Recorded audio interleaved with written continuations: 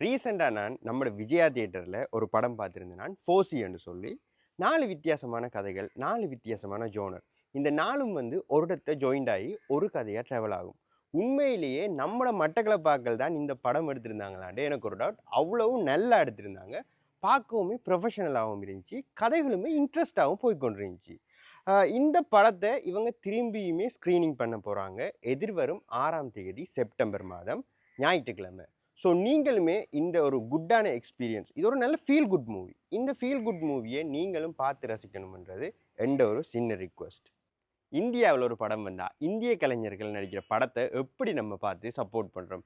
இது வந்து நம்மட மட்டக்களப்பாக்கள் நடித்த படம். எல்லாருமே நம்மட சகோதரங்கள். அவங்களுக்கு நம்ம தான் ஊக்கம் கொடுக்கணும். ஸோ நாம் அவங்களையும் கொண்டாடணும். ஸோ அவங்களோட முயற்சியில் தயாரிக்கப்பட்ட இந்த படம் எதிர்வரும் ஞாயிற்றுக்கிழமை நம்மட விஜயா தியேட்டரில் 4 மணிக்கு போட போகிறாங்க. ஸோ கீழே ஸ்க்ரீனில் தெரிகிற